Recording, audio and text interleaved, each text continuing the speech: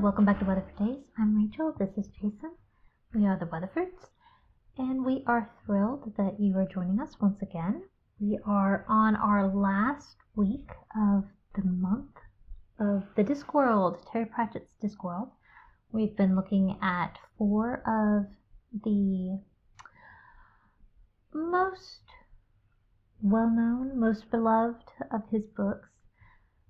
I kind of wish we could just keep going and, just become the Terry Pratchett channel, but I don't think we need to do that. Right. If we did 4 a month, we could do it for about a year, or give or take. Yeah, we definitely could. Yeah, it's 40 times 10. Yeah, the plan is not to do that. We're going to give ourselves a break and go to a different topic next month. But this has been a fun month. I've really enjoyed it. I was telling Rachel that the Discworld series was on my list. I read The Color of Magic, and then what was the second one? I can't remember. Oh, goodness. Okay, anyway. I did those, and I was like, really good. And then I fell off of it. It was always on my list to do, and this kind of forces me to, hey, move it up in your list. And so I did, and I'm glad I did. It was unexpected, but I was like, okay. And, all the better for it. They're definitely worth reading. They've been a lot of fun and just really well written. Even when we didn't always agree with exactly the, necessarily underlying conclusions, there's still been a lot that's been really good and well thought out and well presented in all of these books. And the book that we're going to cover tonight is Night Watch. Night Watch.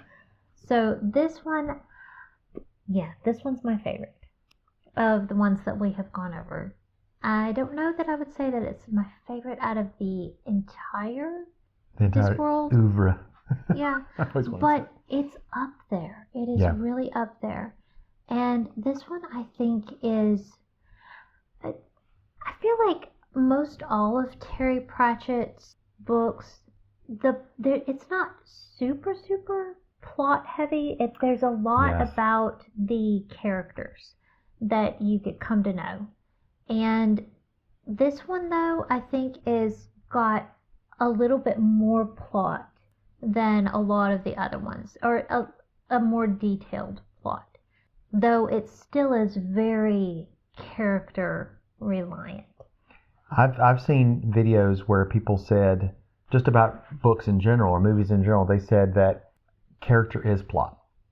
And if you're just only concerned about the plot, event A happens, event B happens, after a while you're just like, really?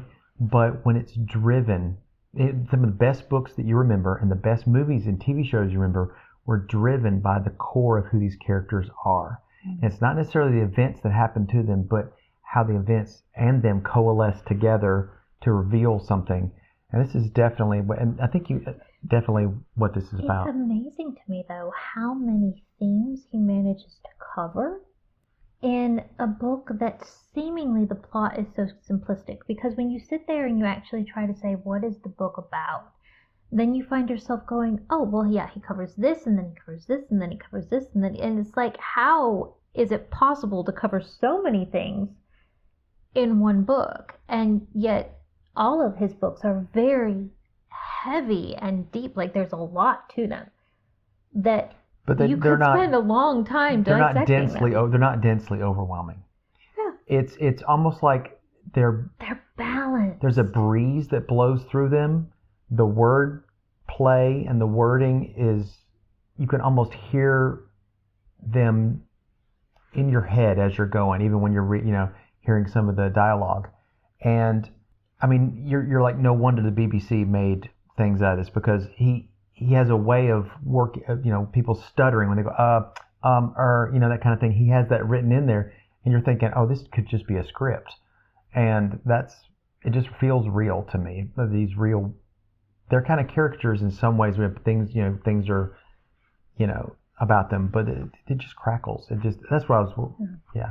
Though, I think there are some books that just thrive as books, and this is definitely one of those that taking it to a movie or even a stage play, you're going to lose some of it. It's still going to be good, but you're going to lose something. Some of the wording of things that he does are really good. I was going to do one, but no. We can wait on that if you want. Okay. Well, the story of Night Watch, we're going again with what we kind of, in our first episode, went over Guards, which introduced Sam Vimes and the Night Watch. And this one is kind of set much later. There's been some stories in between that we haven't covered, but I highly recommend that if you are interested in this, pick up Guards and go through all of the ones that cover the Night Watch. They're worth reading through. But this one, we are picking back up with Sam Vimes, and yet we're also going back to his beginning, which is super fun. So we start off with Sam, who, if you've read a couple of the other books, you go through how under his leadership, the Night Watch has very much changed and developed and grown. He has settled into command. He knows who he is, and he's in a great place. He's married, and on this particular day that we pick up, his wife is in the process of giving birth, which is wonderful.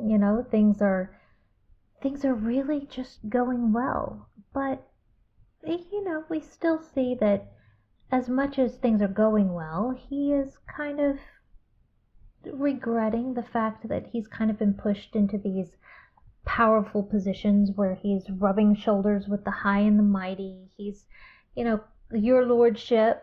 He's been given a title. He's a duke. Right. And he kind of, he misses the days when he was just out patrolling the streets and was just, a normal, everyday sergeant kind of guy. Copper. Yeah. Copper. But, yeah, that's a little bit of a spoiler, because as he's looking back to the past, and also this is the anniversary of something that happened long ago. So you're seeing that he and a couple of the other older watchmen, I'm going to call them watchmen, guards, close enough. Coppers, watchmen. Watchmen. They all are wearing sprigs of lilac. And they don't really, they have other people that are like, well, what's that all about? And they're like, you just had to be there. And so we're setting the stage for things a little bit with that.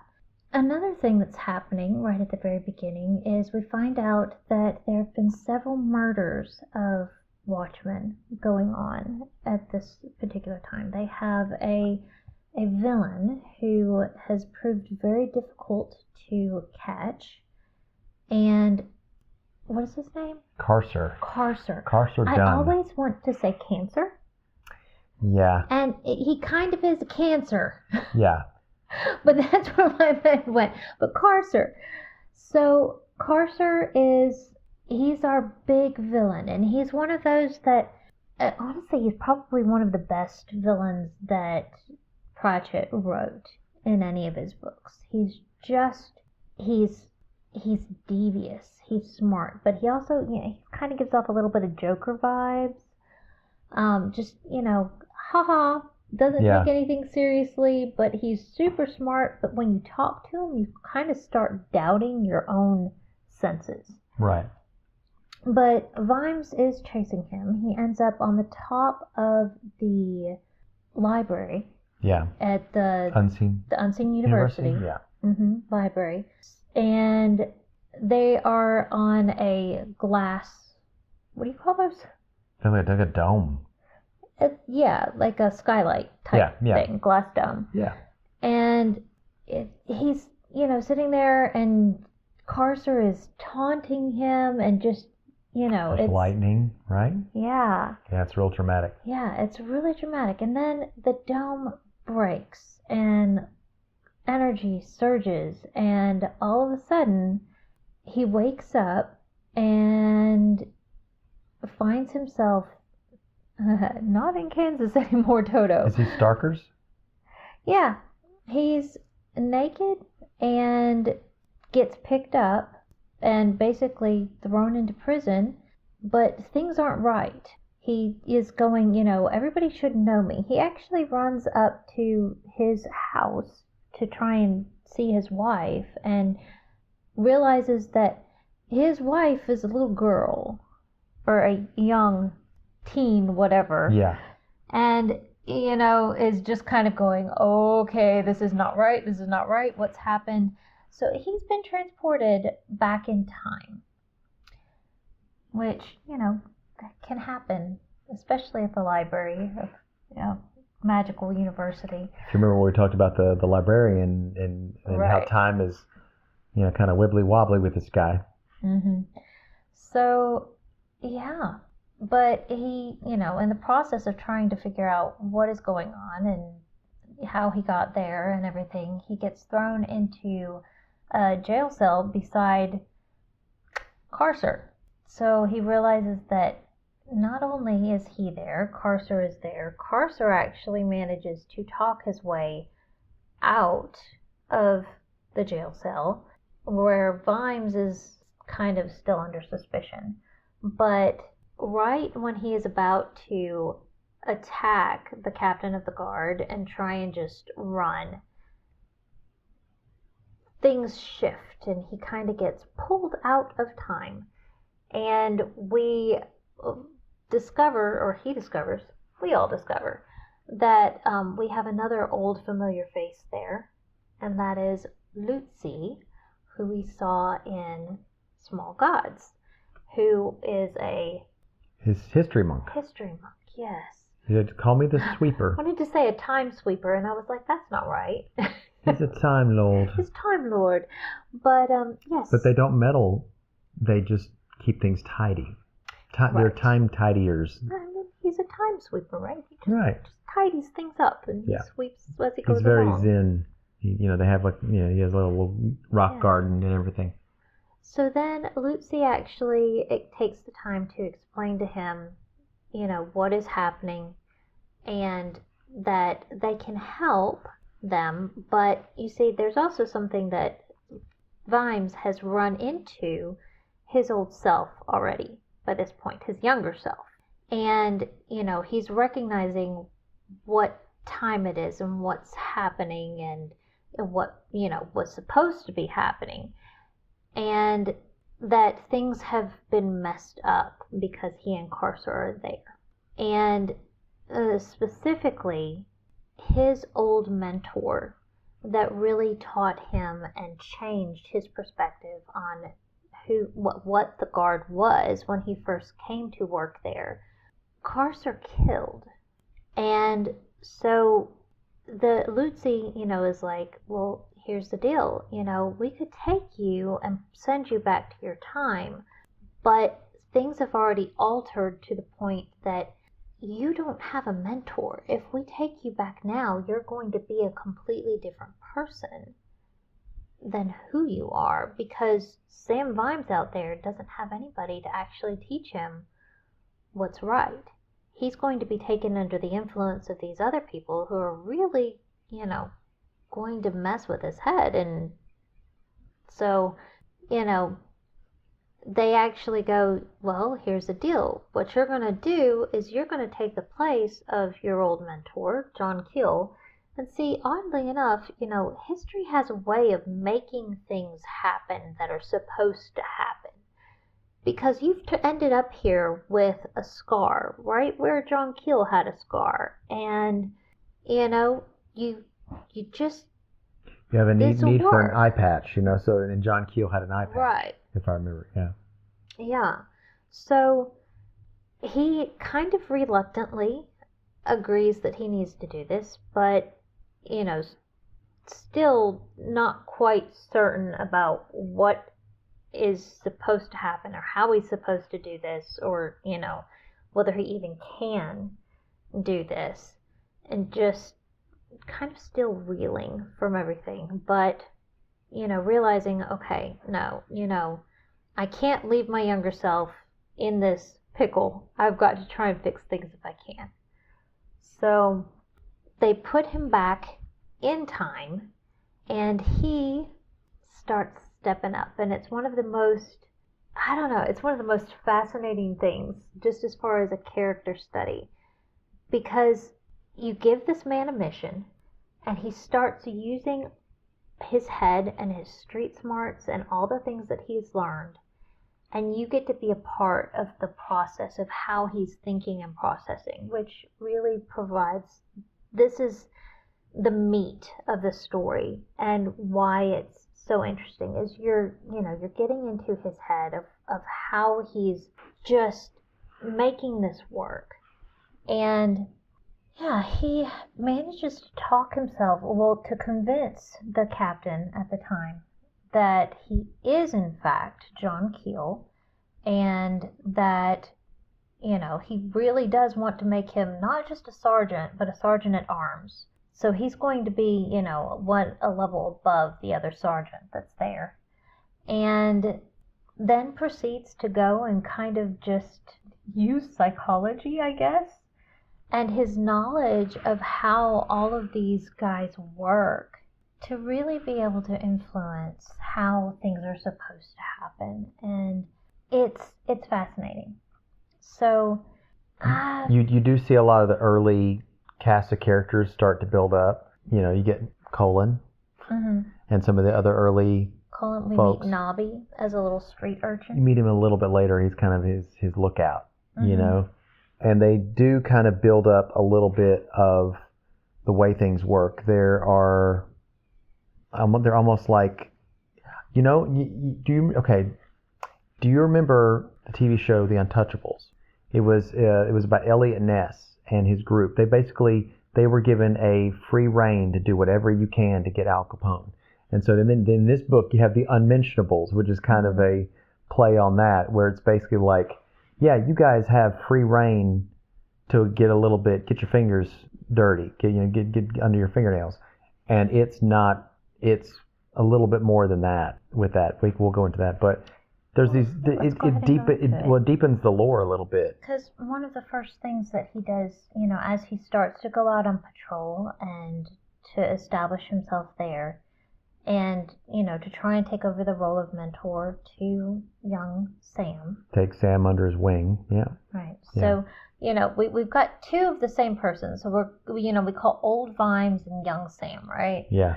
But they, one of the things that was going on at the time was that you had a very corrupt, what do they call him? Patrician. Was it Winder? Yeah.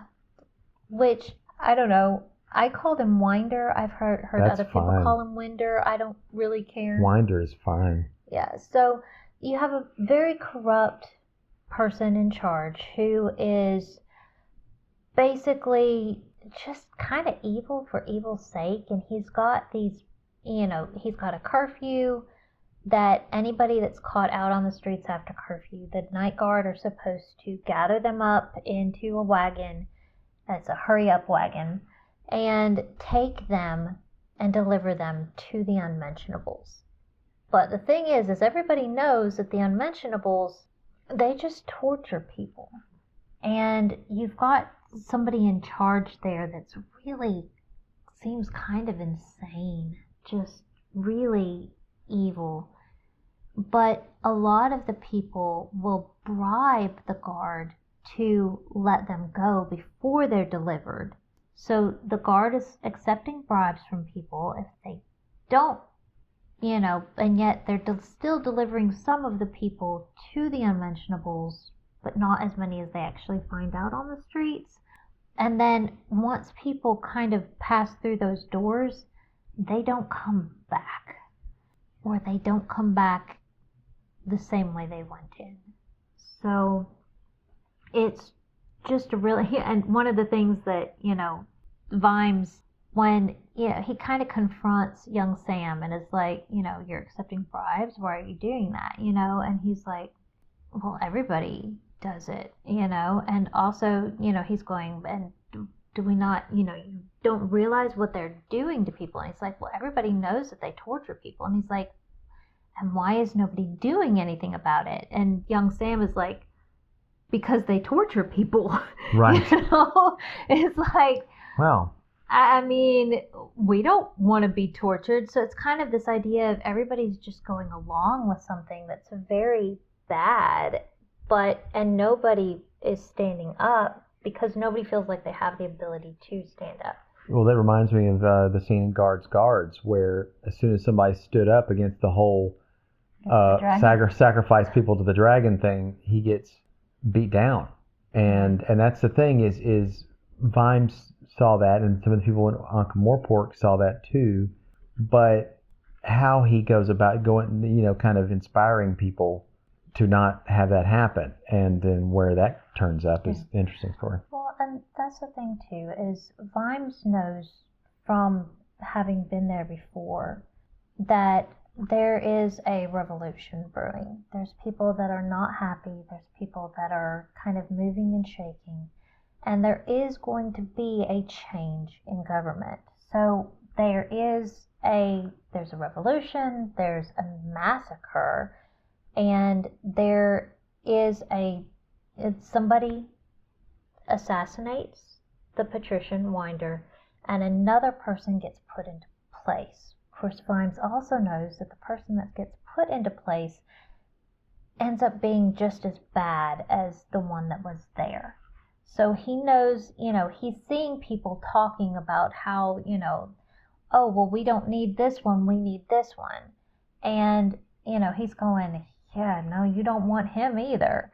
So he's got kind of all of this knowledge of what's going to happen, and he's kind of very jaded about the whole process. But he also knows, you find out that the thing that they were remembering at the beginning of the book, where everybody was wearing lilacs, is actually because of what happens now. So it's the May 25th revolution, treacle mine, whatever it's called, treacle. Right. So he is basically put in a position of knowing that something is going to happen, and yet trying to figure out how to make things better this time. And yet he also is going, but how much of the past can I actually change? Well, I'm just going to try and do the best that I can with the knowledge that I have. So he's put in this position of just trying to do the right thing and to fight, and yet also kind of doubting whether he's got the ability to do anything. And that's something that, you and I, as we were discussing, because you were going, well, yeah, he comes back and he mentors himself, which he always was. So, and I'm going, but the book isn't actually presenting this as it already happened. Because, there's different ways that he was mentored by John Keel. The thing, right. But I came to realize, at least in my opinion, that he remembers both timelines. Is that because you're a time traveler in this, you remember the other time, but you also know that you're living a different one. And you're still trying to make things happen as much of the way they did as possible. And hopefully it's going to end up the same. So I don't know how, does your mind snap back? And he obviously remembers doing all the things that he did. I think that Pratchett leaves it kind of intentionally a little, we don't have a solid, this is the way that it is. Which in some time traveling things, it's like, it's inevitable. It's already happened, so you're going to do, and you were already there. Like, you've already done this. You've already experienced it. So you're just going to go on the journey from the character's, momentum with it, or you're like, your choice is taken away. It's like with, Back to the Future. It's like every change that he makes actually rewrites the future. In this one, it doesn't really do either of those. Yeah. I feel like it's, somehow he manages to retain both. And yet, the history monks say, well, time has a way of just kind of hanging on to the important bits. So it's like yes, you're going to change some things and you're going to remember some things differently, but the important bits are all going to be there. So there's really is kind of this trust the process type thing, which I like, especially because even though this is a time travel book, it's not, the point is not time travel. Yeah. That's not the point. The point is the decisions that you make and the decisions that other people make. And, kind of just doing the right thing because of who you are, whether you understand it or not. And think about what Vimes is doing at the very beginning. He's not that young whippersnapper guy, kind of copper swinging the truncheon and just, going about his beat. He's kind of like, I'm not on the beat anymore. I'm kind of just, it's settling, and you're married, and you're going to have a kid, and that's growing up. And so he's kind of going, oh, I'm that guy now. And so you're kind of looking back and self-reflecting. And what better way to self-reflect than to actually see your past self face to face? So in a way, he's writing into the story a kind of a self-reflection that I can't say, how others, I can only say myself as a man.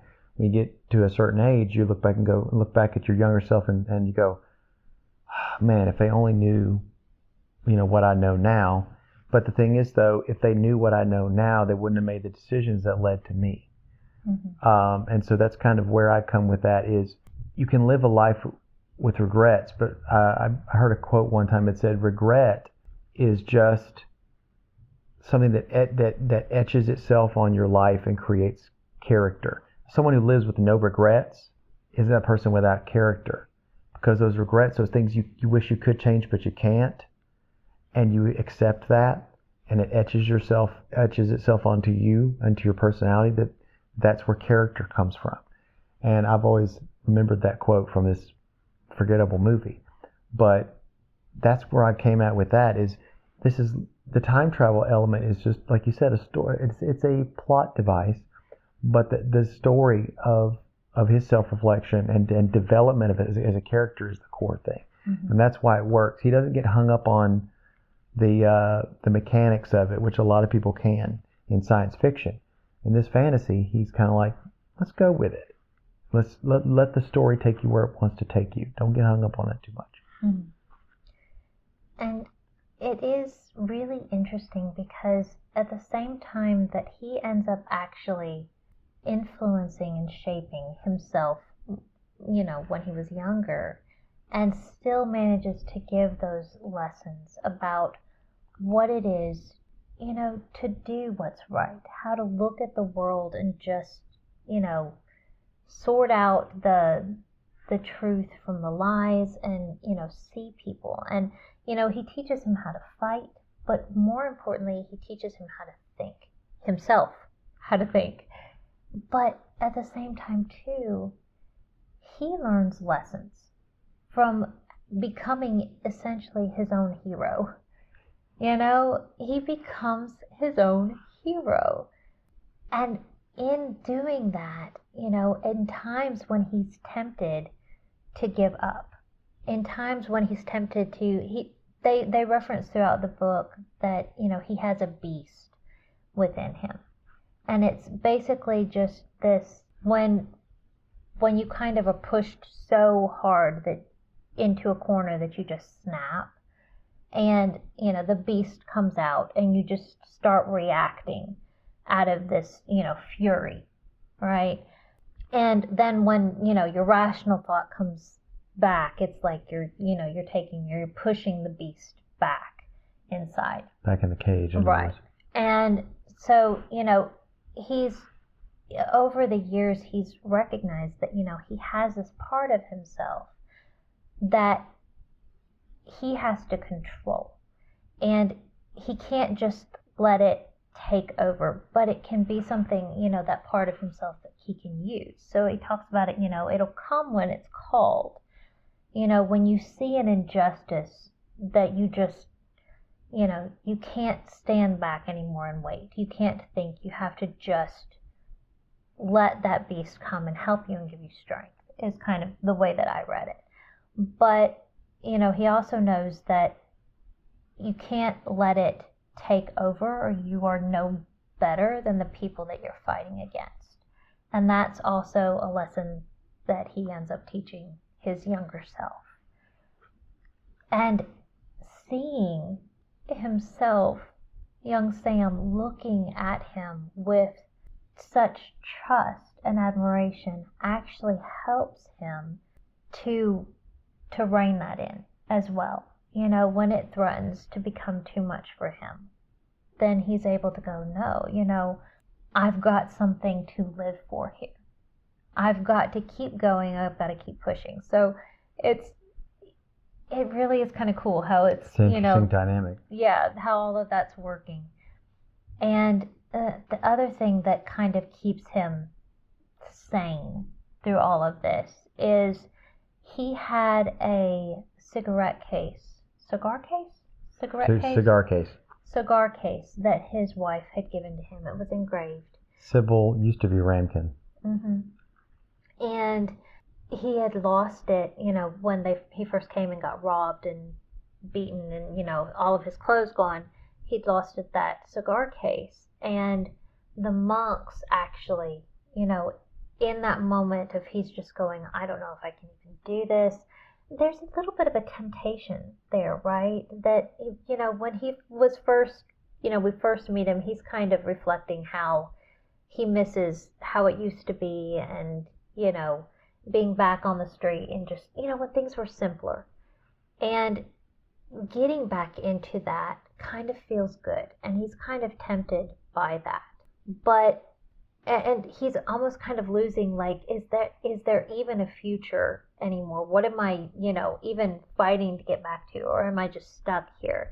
And the monks give him back that case at kind of the moment that he needs it, where it's just like, no, I have a purpose and I have something to get back to. My wife and my child, and... He's also worried that kind of like Back to the Future with the disappearing photograph, that the text on which is dedicated to him from Sybil is going to start to fade away or something, but it doesn't. It really just gets blurry from his tears when he's crying, seeing it through his tears. So he knows that what he's doing right now is not stopping that from happening. So what he can do is just do, he's like, what do I do? And the thing is, he's like, I'm just going to do what's right, what's in my heart to do. And strangely enough, that's what gets the job done, even in history, is you're being who you are meant to be and who you are. Which I do have a quote that I want to read, because this is where he's actually looking at the engraving. It says, he stared hard at the curly engraving, almost daring it to disappear. It didn't. On the other hand, that old monk had said that whatever happens stays happened, and now Vimes had a mental picture of Sybil and Carrot and Detritus and all the rest of them frozen in a moment that'd never have a next moment. He wanted to go home. He wanted it so much that he trembled at the thought. But if the price of that was selling good men to the night, if the price was filling those graves, if the price was not fighting with every trick he knew, then it was too high. It wasn't a decision he was making. He knew that. It happened far below the levels of the brain where decisions were made. It was something built in. There was no universe anywhere where a Sam Vimes would give in on this, because if he did, then he wouldn't be Sam Vimes anymore. And that's where it says the writing stayed on the silver, but it was blurred now because of the tears welling up. So he's going, what do I do? Do I not take the knowledge that I have and actually save people? Do I change things? And, that's the moment where it's like, yeah, no, I'm going to do all that I can with the knowledge that I have, no matter if it changes the future so much that I don't have anything to go back to. And that's when he really, he starts leading. He steps up, and you see, like the day before the big thing happens, or the night before, people start rioting in the streets. They start attacking the watch houses, And mainly because they haven't been doing anything. They've been just following orders, whether the orders were right or not. Right. And so they're being seen as the bad guys. They're the ones that, are the enemy.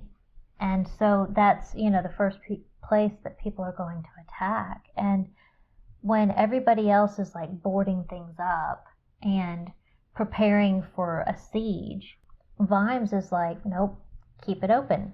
And not only that, go out on the front and have some cocoa and, just act normal. And when people come, we're going to remind them that we're not the enemy, that we're with them, and that, we're just here the same as they are.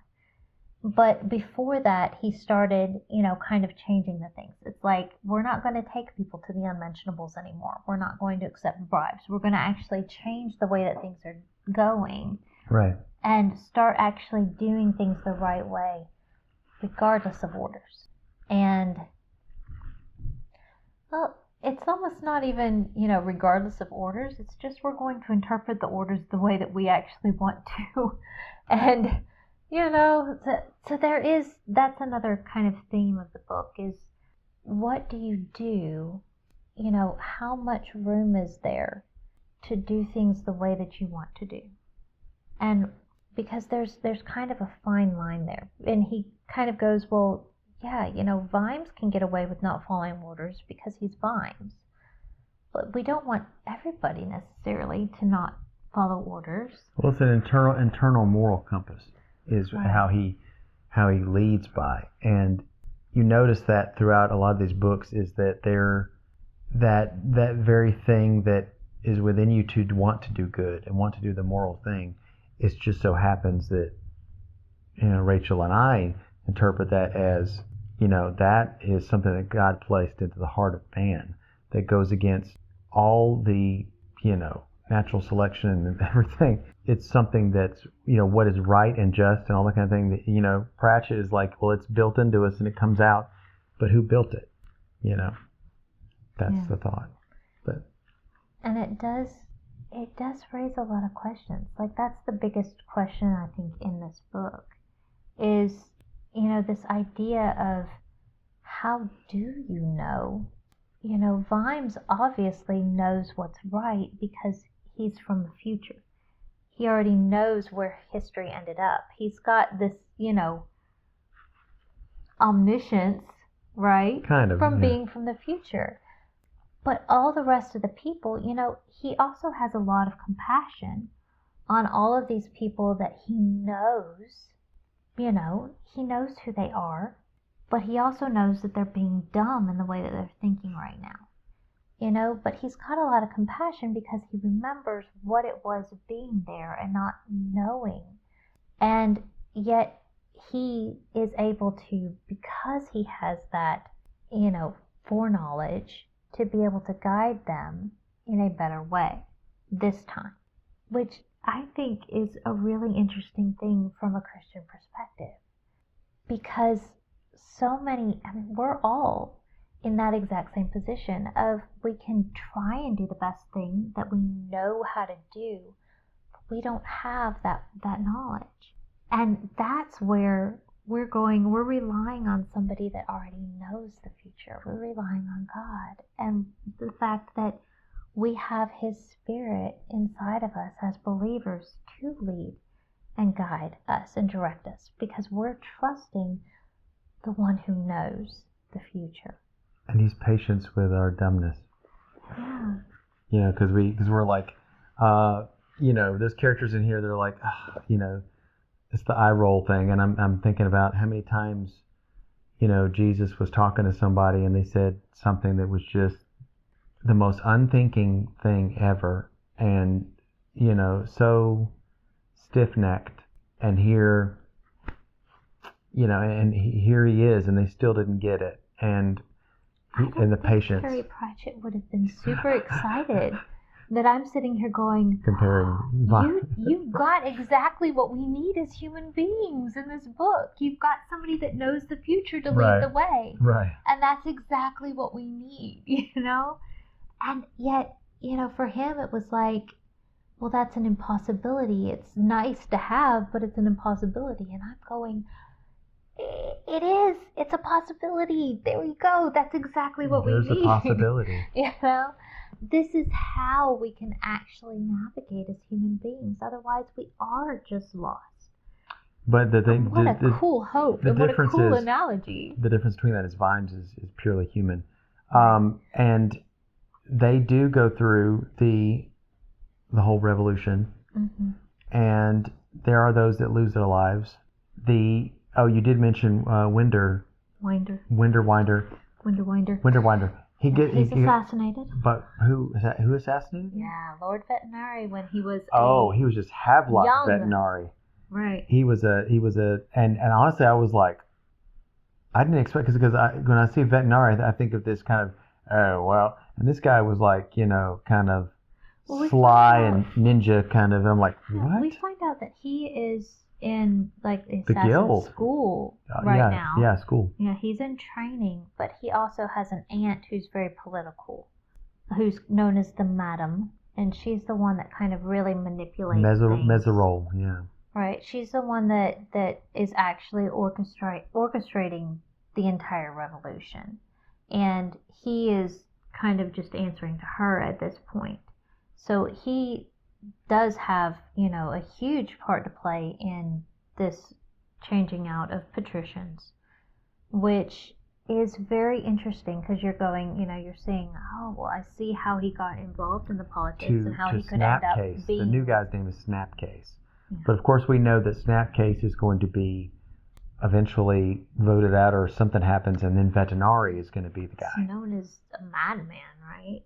So... they put him in supposedly to make things better, but the first thing that he does is actually get Carcer to try to take out Vimes. That's the first thing that he does, is he's like, well, one of these, and that's the thing, Vimes, the thing that he does is actually he starts, rather than, they're told to tear down all the barricades that people are building throughout the city. But instead of tearing down the barricades and trying to, put people who are already in an uproar and very agitated to lock them up or to fight against them at all, he's basically like, okay, well, if we're going to build barricades, let's build it right.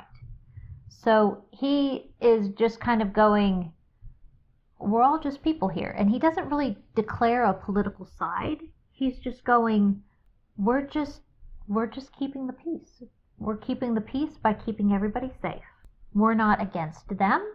We're not against you. We're just keeping the peace.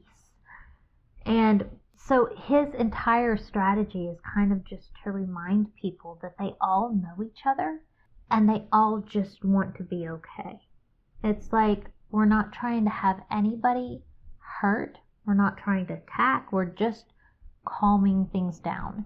And if calming things down means that we just try and protect everybody, then we're going to do that.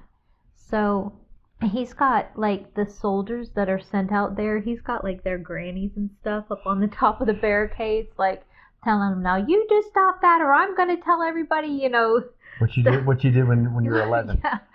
So, and a lot of the soldiers actually are like, what are we even doing? And they walk away from, their orders, and everybody's just kind of going, yeah, we don't even know what's going on.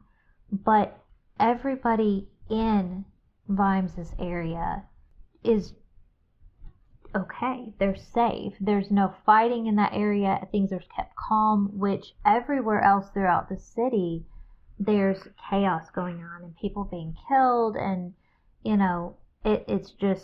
it's bad.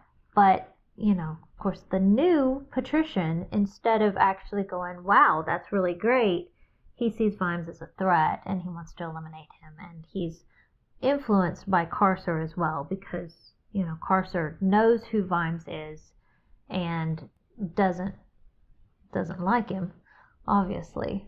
So, but in the final confrontation, they end up where the Lutzi comes back and is like, okay, basically you just need to grab Carcer, because we can't leave him here. If you can grab him, then we're going to bring the body of John Keel out and replace it.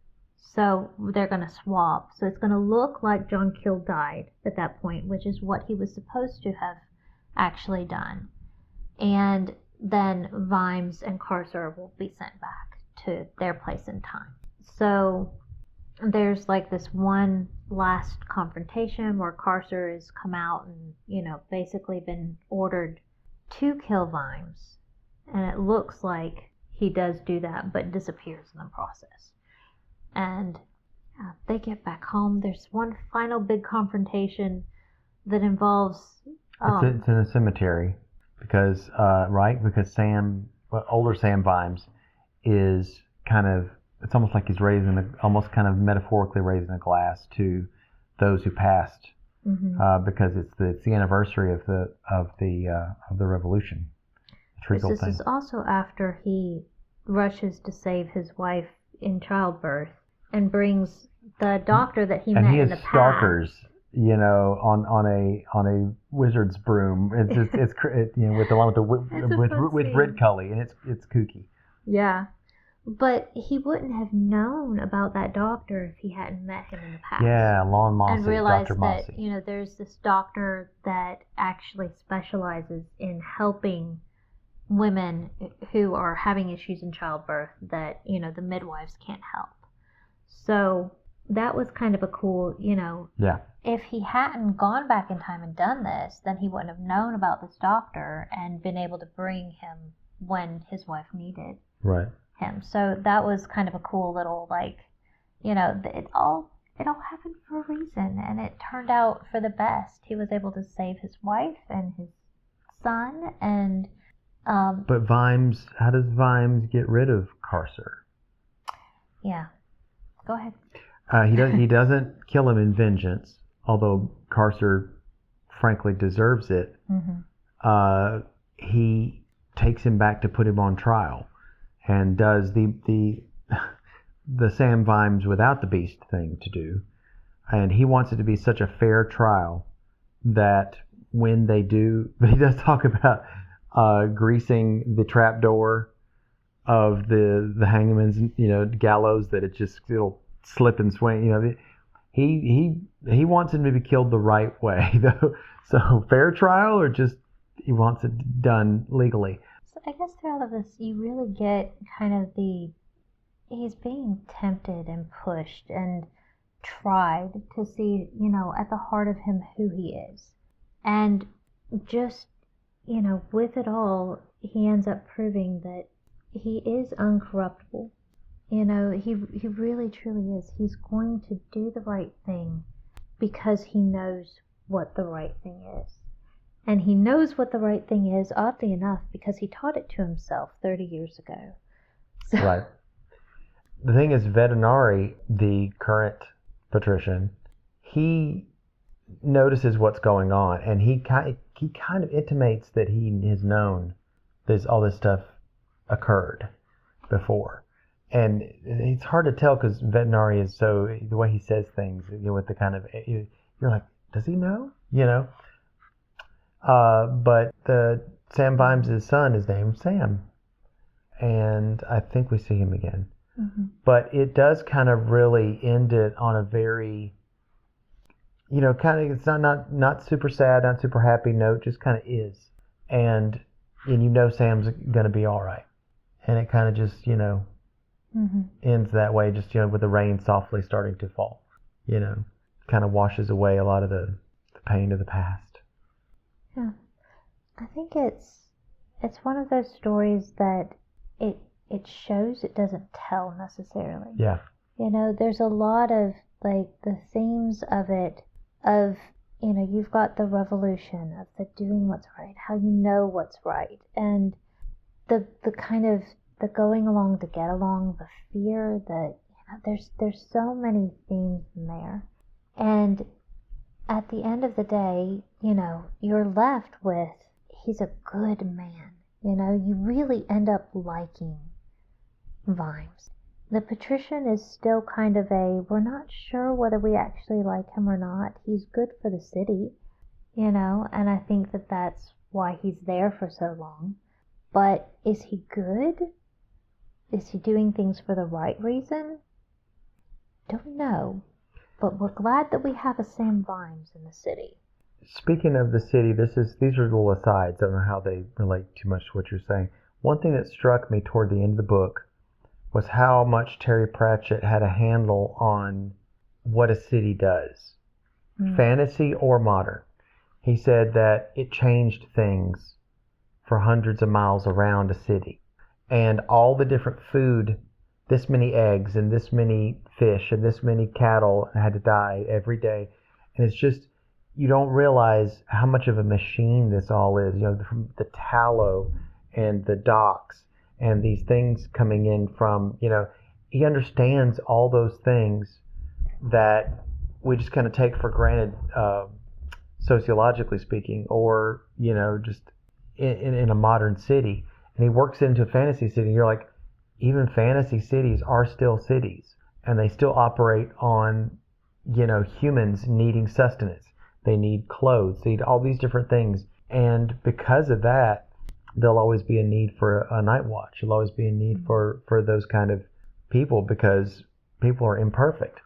I don't know about you, but I was struck by the fact that there's these revolutions and riots and city leaders and police officers, and you can't have been around in the last 5 or 6 years, or even when I was growing up in high school, there was some riots that happened in Los Angeles, and that was in high school when that was happening, and everybody was talking about it and what's going on, and so my life is entangled with all these news items and things like that. So I can't help but think about some of those things while these things in the fantasy world were occurring. I was thinking, well, wow, it's just, the more things change, the more they stay the same. It's happening then in this fantasy world, happening in reality, reflections of each other. I think though the heart of what this story teaches is really the right message. And I like that, because he's not saying necessarily that any political system is right or wrong necessarily. He's looking at kind of how things repeat, and how when you have evil people in charge, you're going to have evil things happening. Whether people are like, oh, well, it's communist, or it's capitalist, or it's libertarian, or, whatever. The heart of it is that when people, everyday individual people, do the right thing, and when they're guided by a good moral compass and love for each other, that is going to make a difference. Whether it's on a small scale or a large scale. The more people that you have, though, that are doing the right thing out of the motivation of love and care for their fellow man, the better that the world is going to be. And I think that no matter where you land politically or what system you think should be in place, that's the most important thing that changes the world, is when people operate out of love and care for their fellow man, regardless of what their political ideology is. Remembering that no matter what you say, we're all people. And we all just, kind of want to be able to live our lives. And that's, when you get caught up with like sides of us versus them, that's when, the unspeakable things can happen. And when you remember that we're all just people, and, you can find kind of the heart of people, it's what can kind of start tearing aside those divides and those divisions, and start, making people remember that, do I want freedom and truth and justice? No, I just want a hard-boiled egg.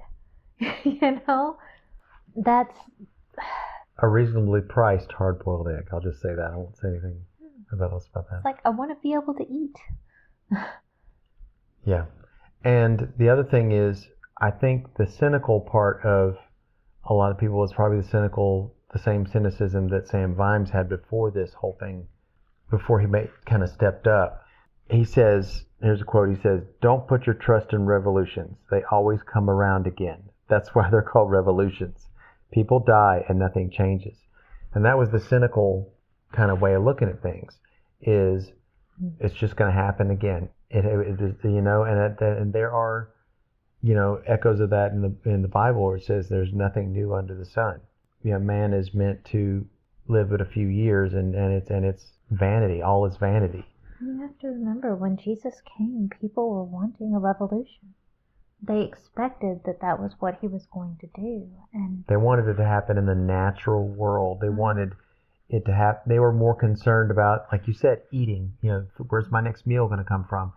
Not, let me have a revolution of the heart. Let's have a revolution of the spirit, a revolution of the heart, and the body will follow. And he just really emphasized, it's not about changing the political world that you're living in right now. It's about changing your heart. It's about changing who you are. I'm here to set you free, not from a political system, but from sin and from the bonds of that. I'm here to give you life here on earth. And yeah, I think that just summarizes it all. Yeah. There's so much good and so much truth in this book. And that's really, I started this off saying this is my favorite. And that's why, because I found myself kind of agreeing with the bottom line of what Terry Pratchett is saying in this book. And, the heart of what makes people tick and what makes the world turn. I just, again, I need a little sprinkle of Jesus in there. Because Absolutely. That's the truth of, of where our hope comes from. And where our, how we know what's right. How we know what direction we're supposed to lead, it's just following that person that has that foreknowledge. And some people call it following your North Star. It's following that guiding light that can reorient you on your path. And for some it may be internal morals, yes, but where does that come from? I think that the North Star is the bright and shining morning star, and that's, for me, that's Christ. And it's never steered me wrong when I have oriented myself towards that. And only when I lose sight of that star do I start to become cynical, or do I start to lose my way. And that's the meaning behind this to me. Wrap it up there? Yeah. All right. Well, thank you for joining us. And next month, we're going to be starting something new. We're going to have a little bit of fun and take it a little bit easier on us. I don't think we're going to be quite as... Should I say what I want to say? So, a little clue. Hoist the mainsails. Put up the colors, right? Buckle some swashes. And let's set sail on the seven seas, as it were, during the age of privateers and buccaneers and pirates and island strongholds and okay, yeah, all that. All right. Well, yeah, we hope you'll join us next week for the start of a new adventure. Oh yeah. We'll see you next time. Bye.